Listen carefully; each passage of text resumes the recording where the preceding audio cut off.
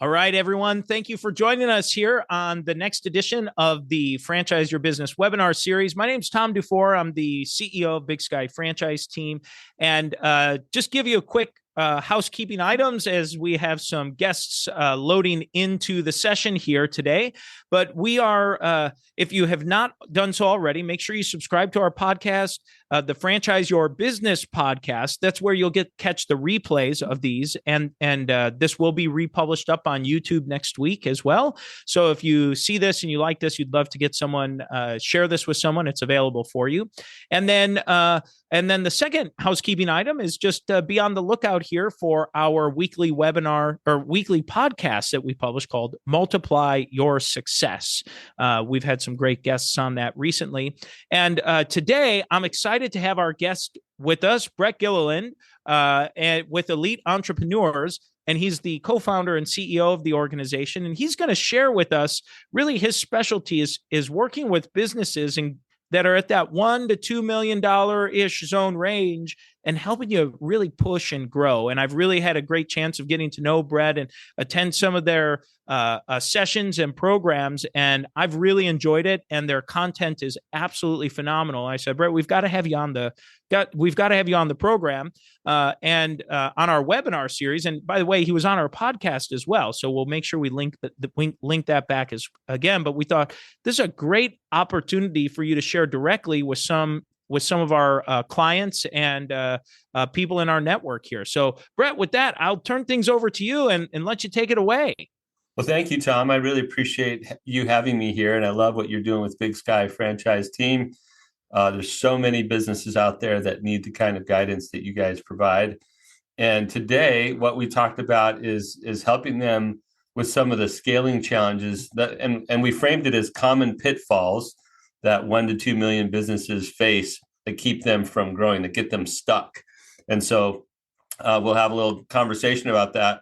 I did, because I know what it's like to be on the receiving end of something like this, I did create some slides just to have a little bit of visual stimulus here and to facilitate the flow of our conversation. So I'll go ahead and share those. Do we have a way to, for those who are dialing in, do we have a way to check in with them and see where they're calling in from? Well, I'm not able to see necessarily where they're calling in from, but I can see, for example, for any of the people who are tuning in live, if there are questions, comments, or maybe even just if you're in a place where you can type into the chat box, just let us know where you're dialing in from. So I happen to be remote today in Indianapolis, so I can type that in to get us going. So here we go. We'll get that going for us. Awesome. Yeah, I'd love to have as much interaction as people are willing to do, because there's going to be some times and chat's a great way to do it. There's going to be some times where, I'd like to ask some questions and get some real-time interaction. So we'll see how that goes. Okay, so I'll share my screen. Share a lovely background. Okay, so as Tom mentioned, my name is Brett Gilliland. My company is called Elite Entrepreneurs. If you're in that 1 million plus range, we actually named our business after you. I'll say more about that later, but we think you're elite, that there's relatively few that get to that $1 million mark. So today we're going to talk about those common pitfalls that keep $1 to $2 million businesses from growing beyond that.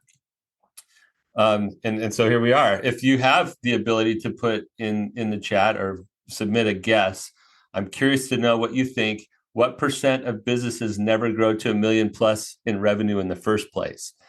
And so, Tom, if you want to be the proxy for everybody else here today, since I don't have like live interaction necessarily. Yeah. I mean, I can fill in the gaps and jump in on some of this. I mean, percent of businesses that never reach a million in revenue.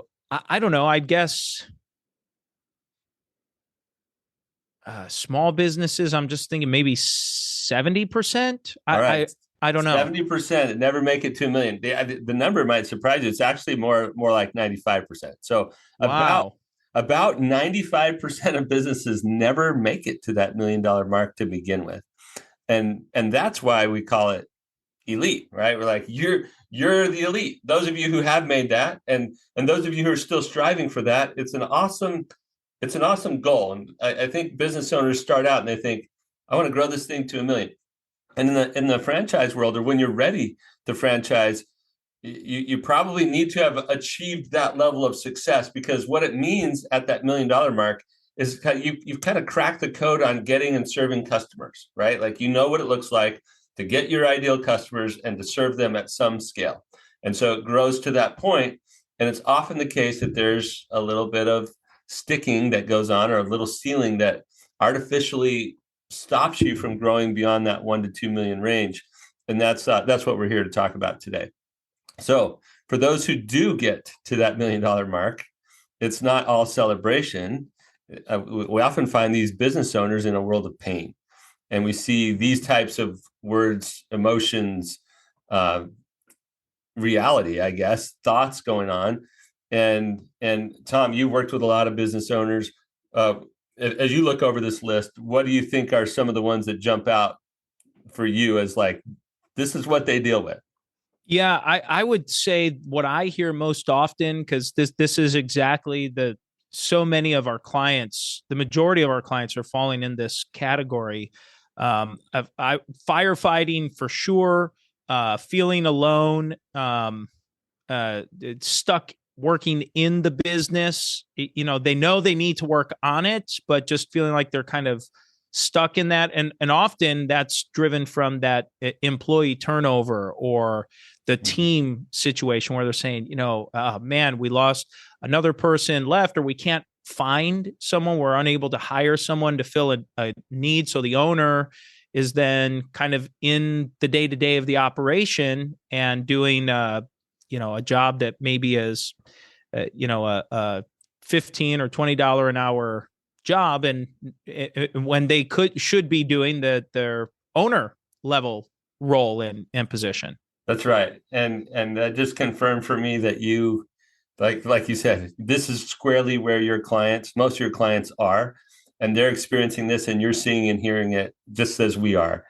And it's kind of a tragedy, because here are these these are value creation people. Entrepreneurs are some of the most valuable, assets to our world, because nothing we do, nothing we interact with, this microphone, this computer, that the technology that we're able to have this session over, the walls behind it, like, everything existed as an idea first before it was created. And we have these awesome entrepreneurs who are building great products, great services, and then this happens to them and they become overwhelmed and they become stuck, and their ability to have a bigger impact in the world gets stifled unnecessarily, by the way. Like, there's stuff that we can do. So that's the spot we're in. This is a famous quote that many of you have heard, even if you've never heard the source. The guy's name is Marshall Goldsmith. He's a famous coach to some of those high-tech entrepreneurs and CEOs in Silicon Valley. And he famously said, what got you here won't get you there. That's a truth we all kind of inherently know. But when it comes to this plateau that we often hit around 1-2 million in revenue, we don't apply this thinking. And I'm inviting you to apply this thinking. All the things that you had to learn to get you to this point in business are necessary but insufficient to get you to where you want to go next. Here's another help with this. This comes from a company called Keep, where I spent a fair amount of time. These shirts on the wall behind me here represent 10 years of me helping them go from 7 figures in revenue all the way up to 100 million. And we were serving tens of thousands of small businesses. Okay, that was a software company. We had 25, 30,000 users on our software, companies using our software. And what we found is that there were these patterns on the 1s and 3s of revenue. Basically, every time you triple in size, you've maxed out what your current thing can do. So from 100,000 to 300,000, the key, or the biggest hurdle there, was learning how to sell. We've got to figure out sales. From 300,000 to 1 million, it was that consistent lead generation and that consistent fulfillment of more and more customers. So marketing and service, or marketing and fulfillment, is another way to think about that. And so you've created this steady operation that now can grow into the $1 million mark. But then once you get to this 1 to 3 million range, there's another hurdle. And we try to, these are simplified, but it's about people and systems. It's about, now we've got a growing number of team members. How do we hire more team members that are the right ones? How do we organize the team members we have so we're taking targeted, coordinated action as one team? And what are the other leadership systems, the other people systems involved with leading a growing team? So that's the 1 to 3 million range, and then 3 to 10. By the way, 10 to 30 is the next one. 30 to 100 million, next one. Like every time we tripled, and every time a business triples in revenue, they hit a new little plateau, and they have to figure out the hurdle, or they got to get over the hurdle that allows them to keep going. Tom, I may have shared this with you. I don't remember. If I haven't, I'll share it now. And if I did, I apologize for the repeat. But one of my favorite analogies about these stage changes is being on a bicycle that has multiple gears. And when you start out you're riding on the bicycle, you start out in a gear that is appropriate for that start, right? That's comfortable when you're starting out. And you start pedaling, and you start to get yield out of that bicycle. And then you're like, I want to get a little more yield out of this bicycle. And so you pedal more, and you get more yield. But at some point, when you stay in the same gear, no amount of killing yourself pedaling faster is going to get you that additional yield you're looking for. And that's the concept here with the stage changes. Once you've built, your business today is perfectly designed to get the results you're getting today. And if you want to get 3x more result, you got to change the way that you are set up. You got to change the way you lead. And that's challenging for a lot of us. So I just wanted to give this as framing. But when you're working so hard to get more yield out of that bicycle, or more yield out of that business, and you're pedaling, because you've applied all the grit and tenacity to get to this point in the first place, you think more grit, more tenacity, but that doesn't get you significantly more yield. It might get you a little bit more, but then you're on the verge of burning out if you try to keep that up. So if you've been on a bicycle like that and you shift gears, that moment where you shift gears, all of a sudden, a similar amount of effort, or even less, will get you more yield out of that bicycle, right? You're at a place where there's already some movement in that bicycle. And so changing gears, and I'm not great at physics, but changing gears allows you to apply, there's a little more leverage going on to where the equal or less effort will actually yield more result out of that machine. So Tom, why don't we pause the monologue piece here and have you chime in with your own experience at what it feels like when you're starting to tap out in a certain gear, when you feel like you're starting to get stuck in business, and then when you figure out what that next level thing is, and you start to see that additional yield or lift again. Yeah, I mean, I think that's a great analogy.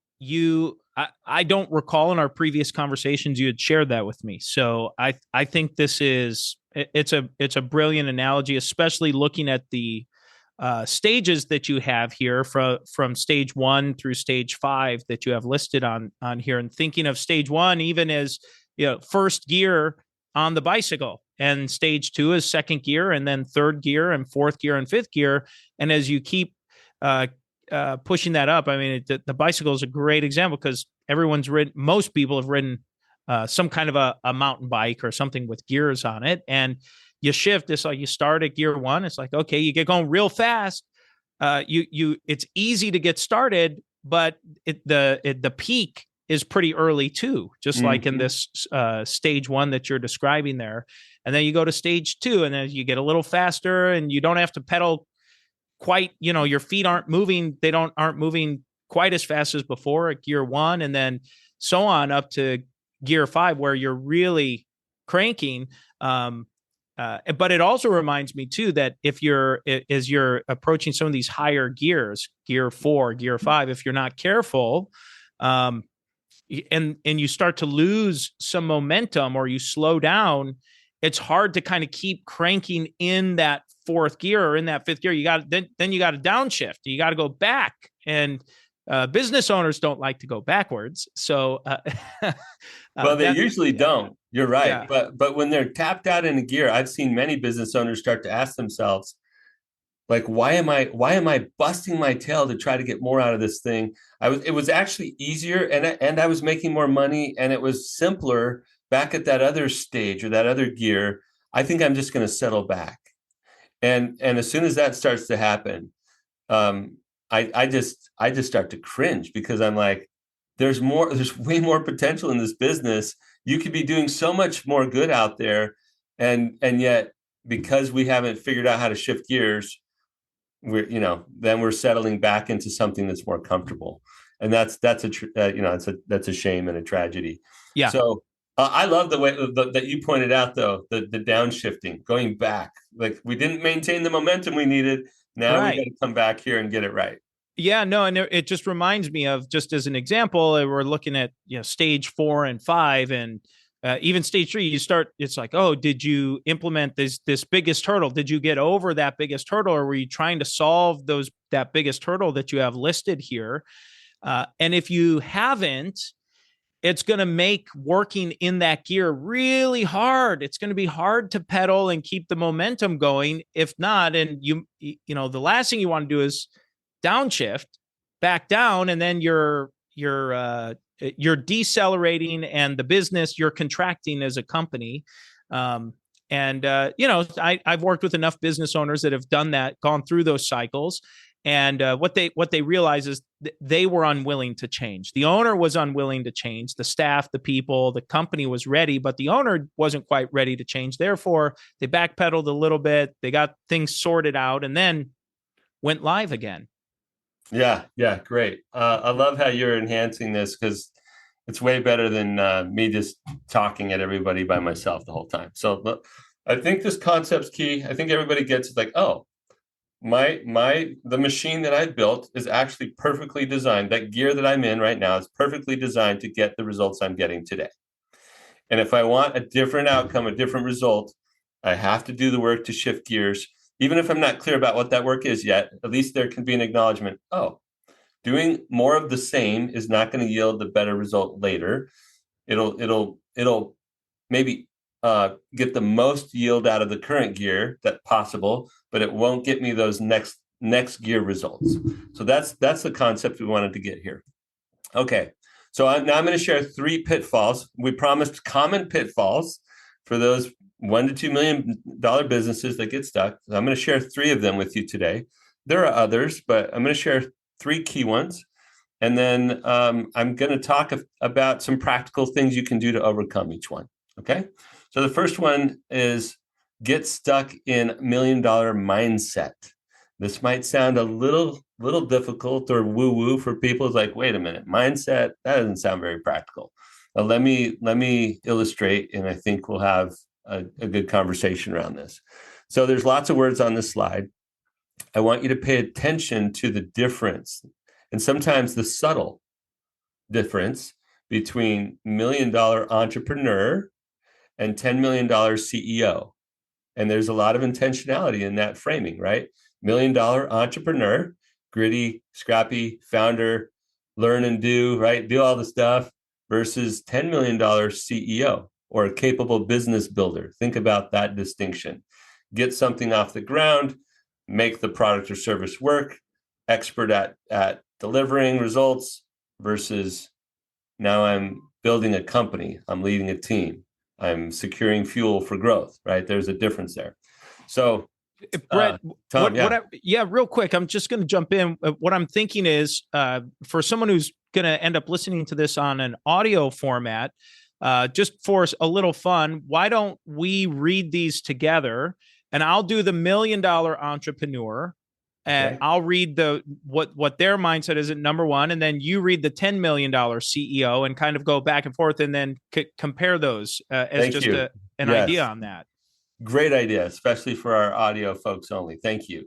So why don't you start with the first one? Okay, so $1 million entrepreneur mindset says, I need to grow my sales and marketing skills. All right. And the $10 million CEO says, or mindset is, we need to grow our leadership skills. Mm. Number two is for the $1 million entrepreneur mindset is I need to find more time to work in my business. And everybody can probably already tell what the other one is, but the $10 million CEO mindset is we need to make time to work on the business. Number three for the $1 million entrepreneur mindset is I need to put more time on and energy into completing projects. And the corollary there for the $10 million CEO mindset is we need to put more time and energy into leading people. Number four, my plan is in my head, and that works for me. And number four for the $10 million CEO is our plan is on paper, and that works for everyone. And then number five, I'm mostly focused on getting it done. And number five for the $10 million CEO, we're focused on getting it done and getting it right. Thank you for suggesting that, Tom. That was great. I want to make some general comments about this. And then, Tom, if there's anything else you want to add, you're welcome to do that. But the $1 million entrepreneur mindsets are characterized by the words I, me, my, right? It's still very much reflecting the reality that business owners feel in that stage where it's like the business and the entrepreneur are one. They're like inextricably linked, right? Siamese twins, if you will. And then on the $10 million CEO side, there's a lot of everything says we, our, everyone, the team, right? And of course, working on the business, not just in it. And we're not just doing activities, but we're doing the right activities.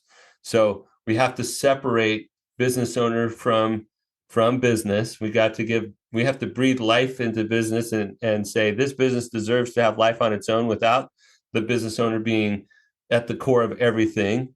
And that identity separation can be hard sometimes for a business owner as part of this mindset thing. So, Tom, how have you witnessed this in the businesses that you've worked with? What rings true for you? Oh, yeah. I mean, I completely see this, especially with entrepreneurs and emerging franchise brands that we work with, where the entrepreneur franchises their business and now they're leading other entrepreneurs as a franchise system, and now making that seeing that mindset shift of saying it's not just it's we or us, and it's not my skills, it's I need to develop my leadership skills, but in order to really grow, it's developing other leaders within my organization to lead. So it's spot on. It's exactly right. I think it's very, very well said.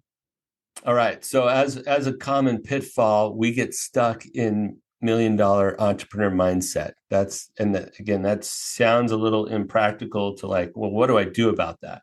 I think some help to flesh this out a little bit more. Just about went to the next mindset. So practically speaking, how do we get after this mindset stuff?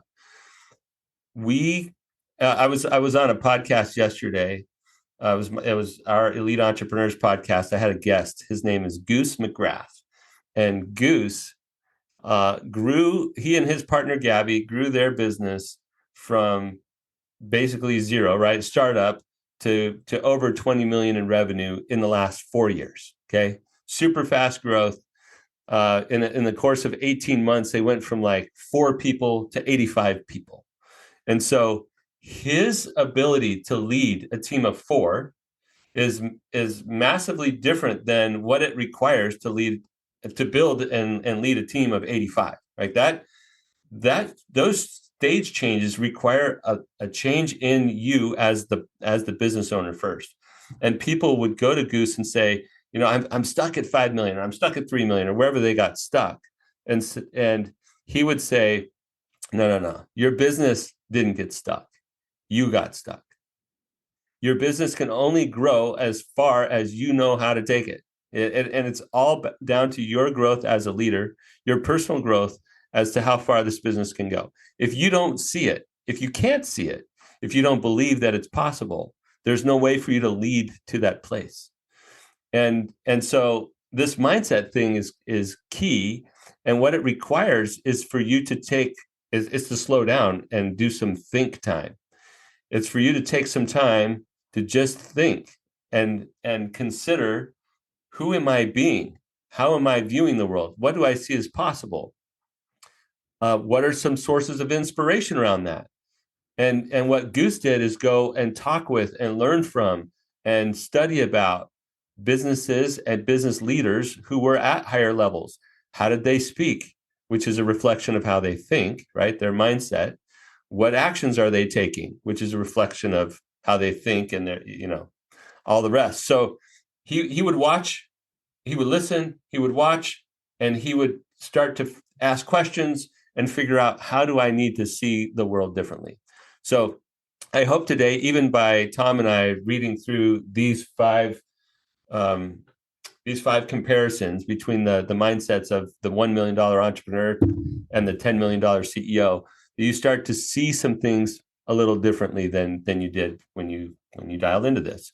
So that's the mindset piece. The second pitfall I want to talk about today. Sorry, Tom, that was rude. Is there anything else you want to comment on this before we go to the second pitfall? No, let's keep moving. All right. Second pitfall, common pitfall. I'm saying won't relinquish control. And if you hadn't figured out yet, in each of these pitfalls, you could put the word "you" right in front of them. Big capital letters, underlined, bolded, right? You are stuck in $1 million entrepreneur mindset is the first pitfall. Second pitfall is you won't relinquish control. Here's a fun picture. For those of you who are listening only, there's a man. He's hunched over. The upper part of his body is about parallel to the ground. He's hunched over 90 degrees, and he has the biggest, I don't even know if I could call it a backpack. It's a huge duffel bag. I'm sure Photoshop was part of this equation. I don't know. I found this image somewhere. He's trying to ascend a fairly steep incline. It looks like a mountain of some sort. And he has the biggest duffel bag, monster bag I've ever seen strapped to his back. And he's just weighed down, right? He's just weighed down. And this is what it looks like. In fact, I hope you have a sense for what it feels like to carry something so heavy on your back that you're just trying to will it forward. You're just trying to move one more step in front of the other, move it forward. This is what it looks like to not relinquish control. And this makes all the sense in the world. Like, you built this thing from scratch. You know every inch of the machine, if I call it a machine, your business. You know how everything works together. And when something goes wrong, you are the perfect and best troubleshooter. Like, you know exactly where to look and how to fix things, and you carry it all. And for so long, the risk felt like it was entirely yours to bear, right? And in some ways, it will always be entirely your risk, but you don't have to carry the full weight of it alone. And when we fail to relinquish control, we basically say, I can't let go. If I let go, bad things are going to happen. Tom, we haven't talked about this. Do you have kids? I do. Yes. Do you have any who have begun to learn how to drive yet? No, I'm not far off, but I've got a few years yet. Okay, a few years yet. Well, right now I have twins that are 15 and a half. Okay. There are younger kids. We have older kids. And so I've taught several children how to drive. And right now we're in the mix, we're right in the middle of it again. And when you put yourself in the passenger seat and you have a 15-year-old or 16-year-old, with their hands on the wheel, it's a little terrifying at first. You're like, wait a minute, how do we even allow this in our society? Like this does not seem like a good idea. And that's exactly what's going on with a business owner. They're like, there's several 1,000 pounds of metal and plastic and rubber going down the road at potentially, high speeds. And I'm trusting all of this in the hands of somebody who doesn't know perfectly how to do this. And it's a little scary for me. And so, Tom, I'm not trying to scare you when it's time for you to teach your kids. But there are moments where it feels like almost like instinctually, you just want to reach over and grab the wheel because you're like, whoa, that's not going to go well. And you want to go grab the wheel again. And that's exactly what happens with business owners. They're like, I can't see us heading towards that disaster and do nothing about it. And so we put our team in situations. If we start to relinquish control, sometimes we do it in a way that doesn't feel safe for us. It may not feel safe for them, and actually puts our business, our vehicle, at risk. And so we have to learn how to do this in ways that are healthy for us, healthy for the team, healthy for the business. But this is the common pitfall, that I cannot relinquish control or something bad will happen.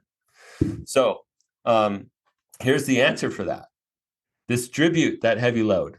And for those of you who can't see my visual, I just put an org chart up here. It doesn't matter which org chart I put up here. It doesn't matter what the boxes are, what the titles are. Just think in your mind some organization where we've begun to organize work. That's really what we're doing. We're organizing work and we're giving some of that responsibility to somebody else. And the better we organize that work and the more clearly we hand off ownership, the easier it is for us to actually relinquish control. And so what I would like to say about that is that there's a simple tool that you can use. Tom actually attended part of a workshop I did not too long ago, where I was teaching people how to finally hold others accountable. And at the root of that training is this idea that once you give clear ownership to somebody, it automatically comes with accountability. It's really easy once we're clear about the ownership we're giving to somebody. So you organize that ownership. I use a little tool called Big Three. And really what Big Three is, it's the three most important responsibility of a given role. If I were to take a snapshot in time of the key responsibilities of that role, the measurable responsibilities, it would be the three most important measurable responsibilities of that role right now for the next quarter, let's say. And well written Big Three, or well created or designed Big Three, answer these three questions. What is expected in the role? How will it be measured? And how does it align to company goals? That's it. The top three things. And once you have that kind of clarity, now I can safely hand that off to another human being, an owner, a responsible person, and say, okay, you own making sure that these three measurable things happen. And they could be key activities or they could be key results. But these three things happen in your role on a consistent basis. And by you delivering that, I'm going to happily part ways with some money every payroll and give you, there's a little value exchange going on. Here's pay in exchange for the measurable activities or results that you're going to deliver. These key three ones tell me whether or not that's happening well. And I can feel safe with you at the wheel. So that's the common pitfall, is that we don't relinquish control. And the easiest way to start doing that is to organize work better and give more clear ownership to somebody that says, here's exactly how we'll both know that you've got your hands capably on the wheel and I don't have to sweat it anymore. So that's what I wanted to talk about around pitfall number 2. Tom, any comments or questions? If you want to represent questions that people might be thinking, listening to this, or people online might be presenting, what would you ask or comment on? Yeah, no, I mean, I think you explained that well. I mean, I think these big three, if every leader asked these is during for their organization, it would make everything very clear. So I think this is a great overview. Okay. My friend Clayton Mask, who is the CEO of that company I mentioned that, we grew it to 100 million. He says it this way: entrepreneurship is an exercise in relinquishing control. That's all it is. You're building something up, and then you're finding the right owners to help you carry that forward. By the way, most of the time, it's in a better way than you could do it on your own when you're trying to do everything. Like, you're the master of all the tasks, because at first you had to master all those things and create them. But once you find a dedicated person to take a chunk of that forward, you'll find that many of them can take it further than you could have. And then you're freed up to do more entrepreneurial work, more business building work. And then once you figure out the next thing, you start giving that to somebody else and you go figure out the next thing. So this is just a process of learning and doing, and then finding somebody else to learn and do while you lead. So it's just that continual thing. All right, we're going to go to the next common pitfall. You ready for this? Pitfall number 3, stop learning/growing. Remember, you is in the front of this. You stop learning, you stop growing. That's pitfall number 3. And I already alluded to this with the mindset piece. There might be a little overlap there, but your business can only go as far as your ability to lead it, period. There's no exception to that. Your business cannot outgrow you as the leader. There might be a temporary spike in revenue. There might be a flash of excellence from a market perspective, right? It's like, look, everybody's recognizing they're buying this thing. But that only goes so far. Revenue growth is not the same as sustainable business growth. And if you as the leader don't know how to carry forward a growing entity, then it will stop. It will stop growing at the place of your competence. And what I see often is that scrappy, gritty founders who are really great at figuring out how to sell, really great at figuring out how to market, really great at figuring out how to tune their product or service to the market needs. You start doing all of these things and learning how to do all these things, and then the business grows to a place where you can't hold it all together on your own, and you start to hire a few helpers to take it a little further, but then you stop learning and growing what it takes to shift to the next gear, using our gear shifting analogy from earlier. And so then it's like having a bicycle where the gear gets stuck. And you're like, have you ever had one of those bikes where the gear, the actual shifting mechanism no longer works? And you're like, okay, I guess I'm stuck in this gear. Yeah. Yep. Yeah, it happens. And then you're like, okay, this is where I'm at. I can't go anymore. I might be able to downshift like you talked about. I can come back to this gear, but I can't go any further. And that happens when we stop learning, we stop growing. Here's what Mitch Stevens said. He said, your business will never outgrow you. We must keep growing in order for our businesses to grow. Sorry, I put Mitch Stevens there. That's a John Maxwell quote. I guess Mitch Stevens, the one that was quoting John Maxwell. I just grabbed this off the internet. John Maxwell, leadership guru, your business will never outgrow you. We must keep growing in order for our business to grow. That's the right quote.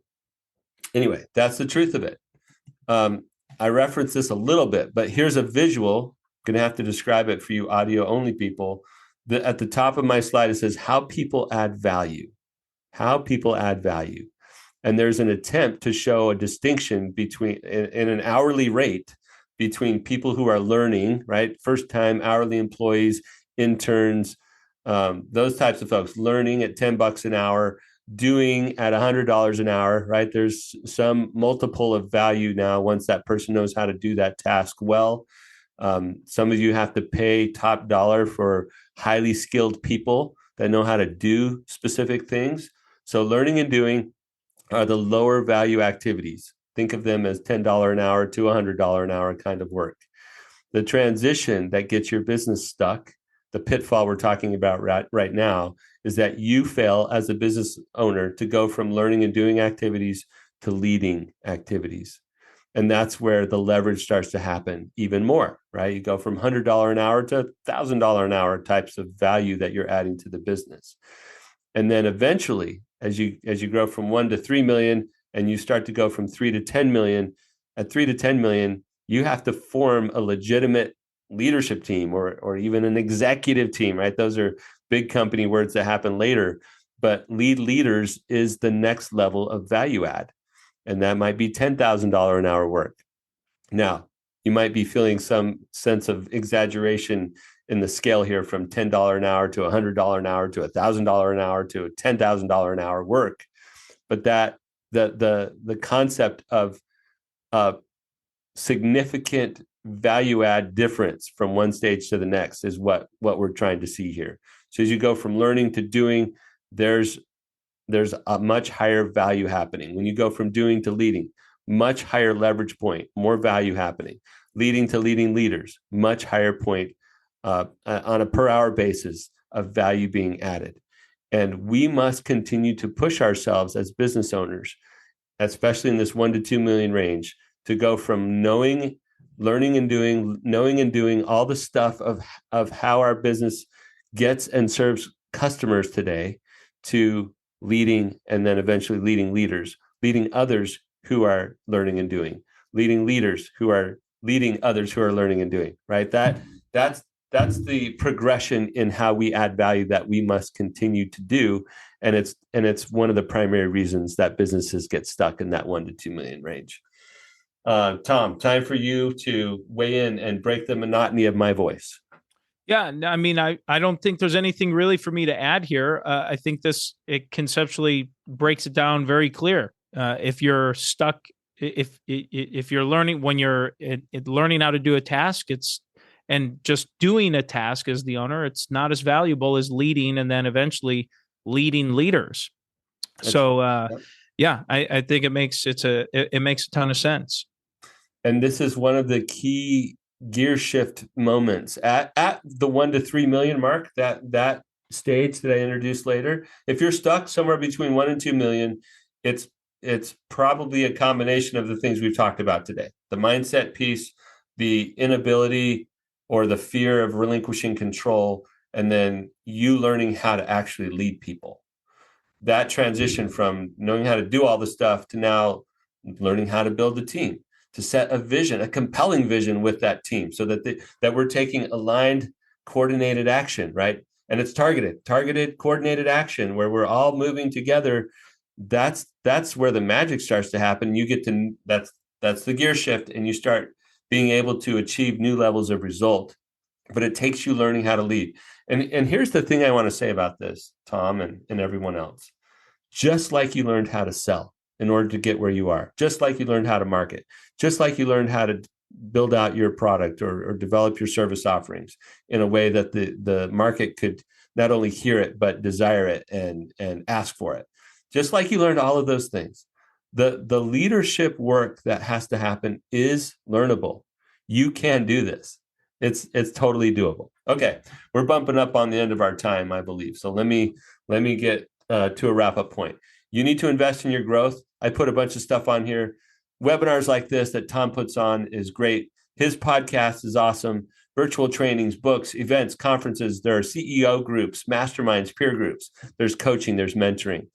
There's lots of ways to grow yourself as a leader. Honor what you've built, and there's a better way. That's what my slide says right now. You are the most amazing people on the planet. You are the value creators. You're the ones that put yourself, your finances, your health, your relationships on the line to create something. And I honor that completely. And there's a better way if you want to grow and you're feeling stuck. If you're getting stuck in those pitfalls, there is a better way. I have on the screen now 2 visuals. One on the left represents the business building work or the organization development, the processes, the systems that you have to do if you want to not just deliver today's results, but you also want to build tomorrow's future for your business. So it's a working on the business stuff. The visual I have on the right is our elite leadership model, and it's the leadership work that you have to do. So there's 2 parts of this. You got to do the business building, the mechanics, the organization work, and you have to do the personal work to grow yourself as a leader. We help businesses all the time with those types of things. This is an example of an upcoming event that we have. It's February 1st and 2nd. There's a way to register for that. There's a QR code if you want to check it out. But we do quarterly events at Elite Entrepreneurs. All of our events are geared towards helping 7-figure business owners figure out how to do these gear shifts that we've been talking about. My last slide is just if you want some help, you can grab 30 minutes of my time. You can bring your questions. I'll assess your current situation. I'll give you personalized recommendations for how to move forward if you're getting stuck at all, if you're finding yourself in those common pitfalls we talked about today. There are proven methods for how to move forward, and that's all we do at Elite Entrepreneurs is help business owners like you figure those things out. We do have a Calendly link here, but for those of you who are listening and you can't do that, you just send me an email. My email address is Brett with 2 T's, Brett at Grow-Brett growwithelite.com. growwithelite.com. All right, Tom. Hopefully we landed the plane okay. I've enjoyed being with you. Every time we get a chance to collaborate a little bit, I'm like, Tom's impressive. He's doing good work. Thank you for all you're doing to help those businesses figure out how to franchise and do more good in the world. It's awesome. Well, thank you, Brett, for sharing and for giving this overview on these three pitfalls and some recommendations and just guidance. And I mean, my experience in working with Brett has been great. And like I mentioned, I've attended some of his working sessions and training sessions, and I've been impressed every time. And so I would definitely encourage anyone tuning in. I'd take advantage of that free assessment or consultation or discussion with Brett to talk a little bit about your business if you think there might be a fit or maybe wonder what might be available. So I think it's a wise investment of time. And Brett, I appreciate you being here. Thank you very much. And just again, what's the website for them to go to in addition, just to learn a little bit more about what you're doing? Yeah, our website is growwithelite.com. Spelled that out before, but just like it sounds, all smashed together. Growwithelite.com. And my email address is brett@growwithelite.com. Those are easy ways. You can find me on LinkedIn, Facebook, other social channels. But yeah, I'd love to connect with anybody who's feeling like they're stuck in that gear and they wanna move forward. Perfect. Well, I'd love to see if we have any questions from anyone who is tuning in live here. Just give a chance to type into a chat box or raise your hand to unmute if you have a question you'd like to ask. As we draw this to a conclusion here, and let's see. I'm not seeing anything come in right now, but make sure if you do have questions, feel free to ping and connect with Brett. He's offered up a free assessment and consultation. So, Brett, thank you so much for a great presentation. And thank you all for tuning in. Hope you enjoy your weekend, and we'll see you back next week.